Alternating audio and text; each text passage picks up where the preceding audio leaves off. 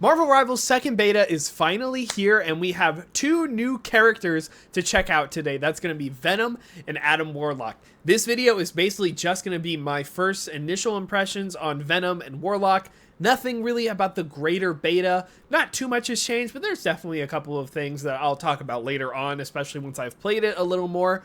But this is just going to be, what do I think about Venom? What do I think about Warlock? Are they any good?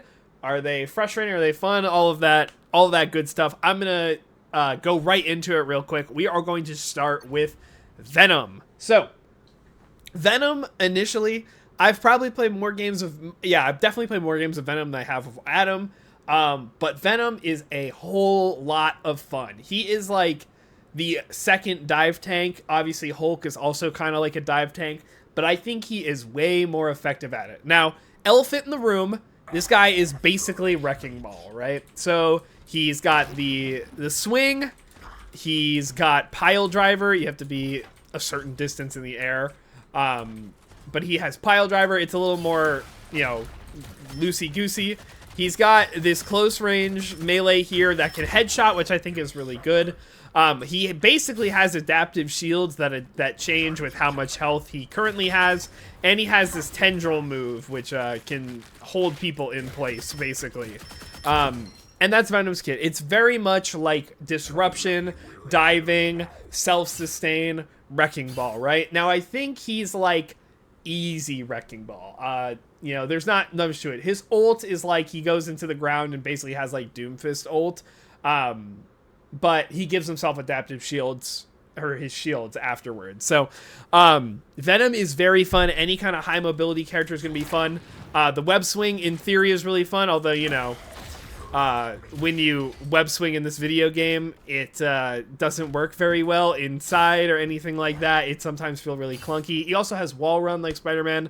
Also, again, kind of feels a little clunky. But that's fine. But yeah, he has really high mobility. I really like how, you can combine... Okay, if it would let me wall run. You can combine his wall run and just do that and then slam first and then use your tendril to get out. I think that's really crucial to making these kind of high mobility, like, in and out characters work, that you have, like, multiple options for how you're going to engage and disengage. Now, his only real movement option is this, so I think most of the time you're going to want to start out with a high ground slam like this and then tendril out. But again, I do think it's fun. It's fun. It'll make him a little more map dependent because he wants to take his damage when he gets into the fight rather than when he is on his way. So definitely good. Let me see what else here I have written down. So, yeah, again, like, general stuff, the wall swing, or the wall climb and the web swing, they don't feel great, but that's the same thing with Spider-Man 2. It just feels a little clunky and weird. I really like his primary fire. It feels really good. Again, you can headshot, so, it makes him not just feel really boring while he's waiting for his cooldowns to come up. You actually can aim and get some skill with it. This move right here... It doesn't feel great to me. In fact, when I read it out, it just says, let me see, where even is this ability?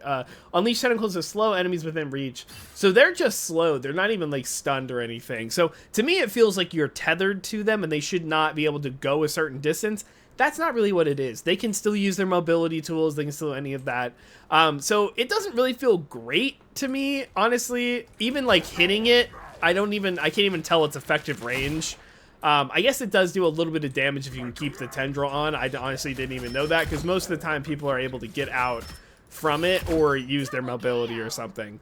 So not my favorite ability, but since characters have so many abilities in this game that when one of them is kind of a stinker, it doesn't really matter that much. I want to say that the shields are really cool because, again, like they scale up with your health. But there's really no reason to use them any other time than when you're low. And in my opinion, that is kind of a problem just because it makes that game plan really linear. It's just go in, balls to the wall. Once you get low health, then you get your shields back. You can stay in a little longer. And then maybe you get out or maybe you get bailed out, right? And you can keep going. That is a little, like, not very dynamic to me. I wish there were some reason to pop it earlier, like if you got some kind of like lesser benefit from popping it early, so that you were really more rewarded for holding out and playing riskier, rather than just every single time it's going to be better to hold it and wait for it, right? If there were like some kind of mini damage boost, maybe if you did it early, so you gave up some of your survivability for higher kill pressure, that could be interesting, something like that. But in theory, I think this is a fun ability. I think in practice it leaves a little to be desired, but definitely not bad. And it's probably overtuned. I mean, this guy can get like 1,000 shield if he does it when he's super low health, and that's very consistent again, because all you have to do is hit the button when you get low.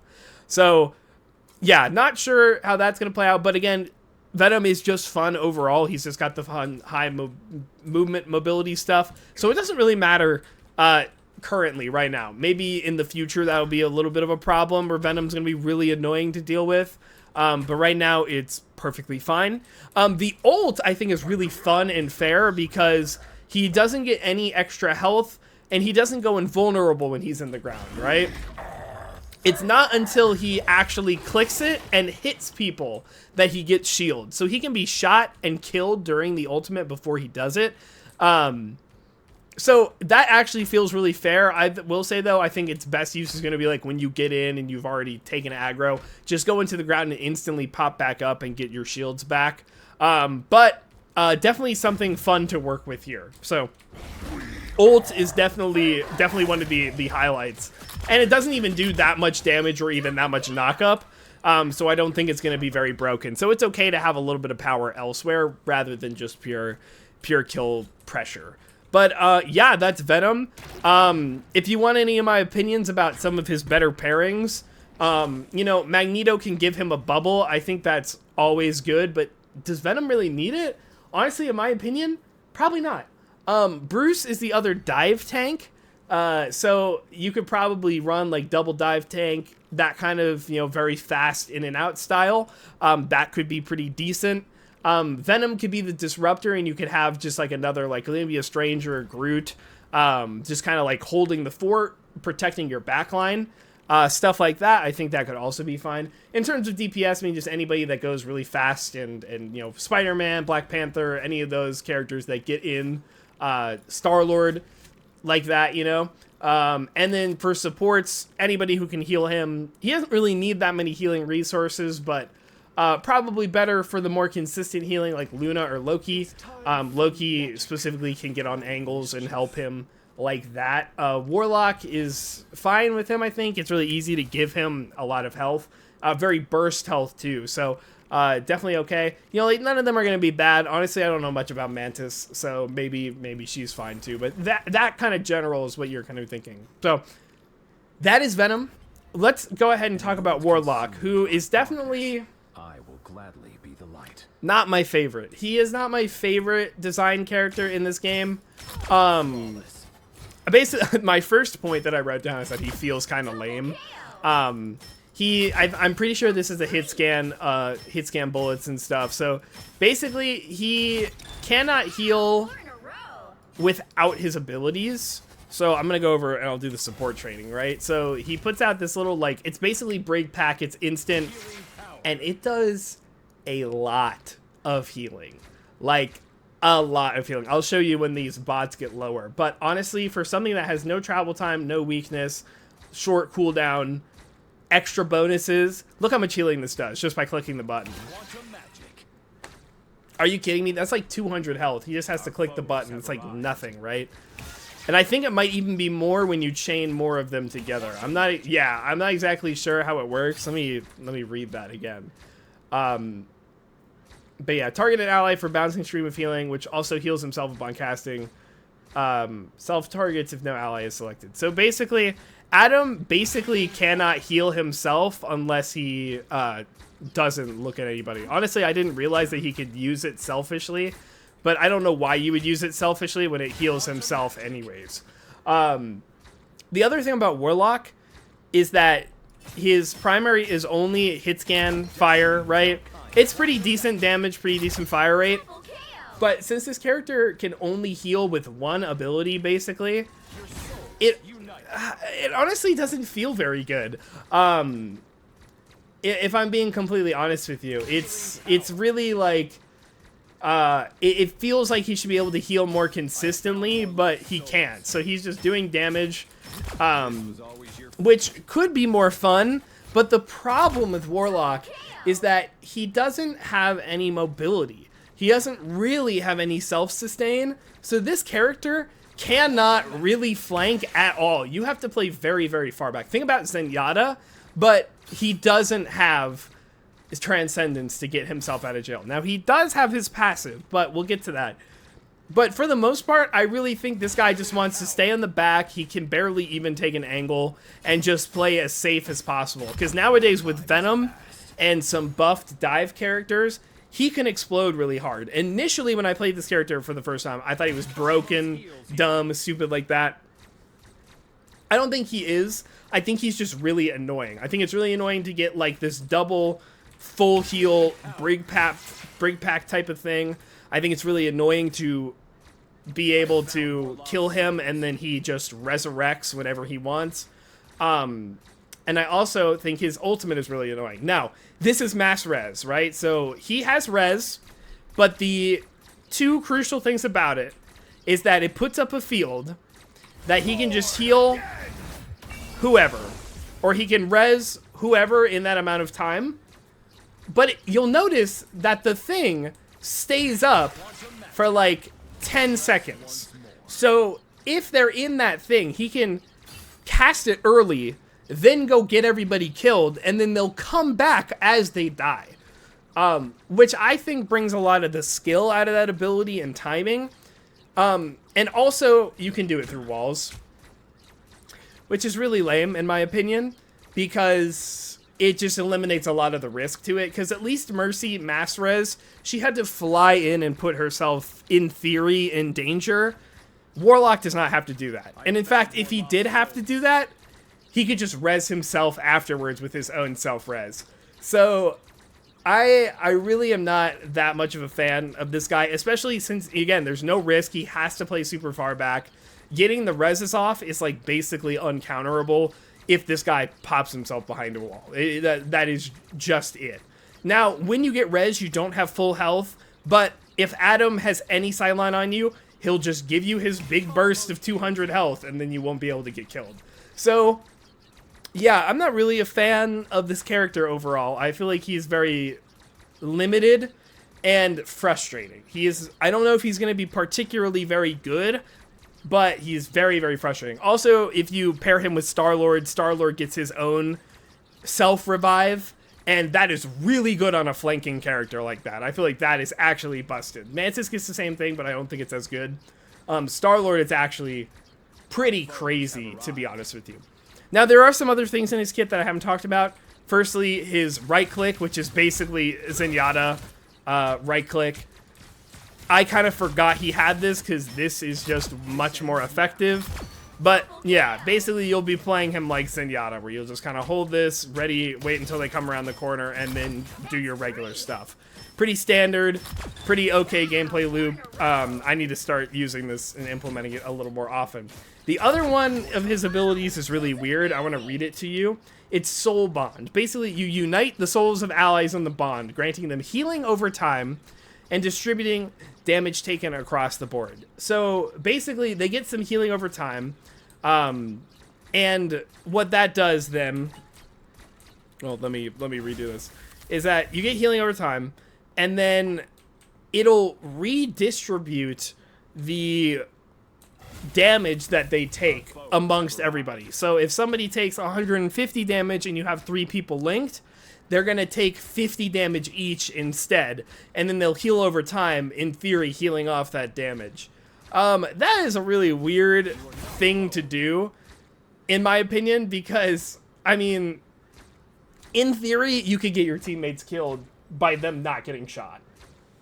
So there is technically troll potential. I have not seen it happen yet. At least I don't know if I've seen it happen yet. But I would definitely be careful, especially if you only soul link 2 people together. Like if you link them during an ult, that could definitely make or break some breakpoints like that. So you do have to be really careful with this kind of character. or that kind of ability. It's also on a very long cooldown, so they assume it's going to be very good.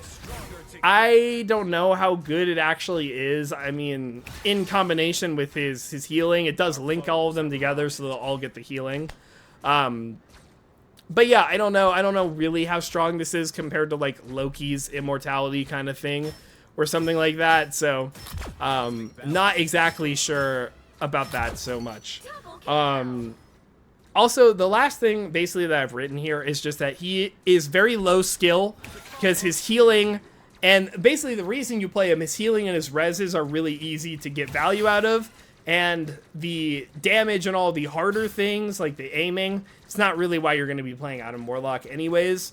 So he's really low skill ceiling, but high value. Again, he's very susceptible to dives, and there aren't many characters that can really protect from dives. So I think keeping him alive is going to be really difficult. And again, with no mobility, he is really going to struggle in that regard. So this is not my favorite character that they've added to this game, but at least he has a little bit of skill. He's got some Zenyatta in him, but most of him is Brig, Mercy. It's really Mercy. He's like Mercy Zenyatta, if that's the best way to talk about him. So, talking about potential pairings, I think Groot is probably... Groot and like Magneto are going to be like your best bets of like bunkering, hunkering down, trying to protect your core. Probably Groot more so than Magneto, because Groot's a little more, like, the walls are up much more often. I would say, there's a world where you could play him with, like, you know, Strange or Penny. I think they're both pretty defensive in their own right. But I think these two are probably going to do the best job. Oh, hi, Groot. Otherwise, you know, characters that he's good with, anyone who takes a flank, he'll be really good just giving that soul bond to. Really easy, nothing to it. Just click the button and it'll go right to them. Black Panther, Iron Man, Star-Lord, you can name every single character on this roster. I think they basically do all of that. Maybe not Namor. But yeah, or if you want to play that really super far poke style, Hela, Namor, you know, maybe even Storm. Storm might be really good with him as well. I already talked about Star-Lord getting a lot out of that resurrection ability. So that is definitely something. As for supports, I think Rocket is definitely going to be his best pairing. One, because Rocket also provides another res, which is crazy. Two, he's defensible. He can heal Adam pretty effectively without having to divert resources away from the rest of the team. You know, he doesn't have to give Snow, or he doesn't have to take Snow's snowball. He doesn't have to take a Mantis resource. He doesn't have to make Loki lose out on DPS pressure. So I would say probably Rocket. Also giving him armor, make him a little more survivable, could definitely be a good thing too. Otherwise, anyone that can supplement his healing deficit, Loki, Snow, probably also fine. But Rocket's going to be the one that's going to be able to keep him alive the most, in my opinion. Mantis does get a self-revive, and I will say it again, I really don't understand what Mantis does. I did not play her very much. She might be fine too. But I would say, like, if you played like a Rocket Warlock, maybe you played like Namor Storm, Namor Hela, any of those, maybe even Punisher, and then you had like Groot Magneto, Groot Strange, something like that. I think that could be a really good defensible comp. That'll be really hard. Also, like, Groot could help block and protect the reses and stuff like that. So I think that's where Adam Warlock might end up being the strongest. But that's it. That's kind of all I have. Let me know in the comments below. What do you think about Warlock? What do you think about Venom? I think Venom's going to be a fan favorite, and I think Warlock is going to start getting hated as the beta goes on. But I'd love to hear from you guys. Also, while you're at it, like and subscribe. It does really help me out at the end of the day. This was not streamed on my Twitch, but I do stream on Twitch Tuesdays, Thursdays, and Saturdays. Twitch.tv/LaneHemingway. Always fun to come and discuss stuff with me. And, of course, the link to my Discord is down below. It's mainly Overwatch stuff, but I do have Marvel Rivals stuff. If you have any character ideas or anything like that, please let me know. Or if you just want people to discuss the game or play it while it's in beta still. Thank you guys so much for watching. Have a good day.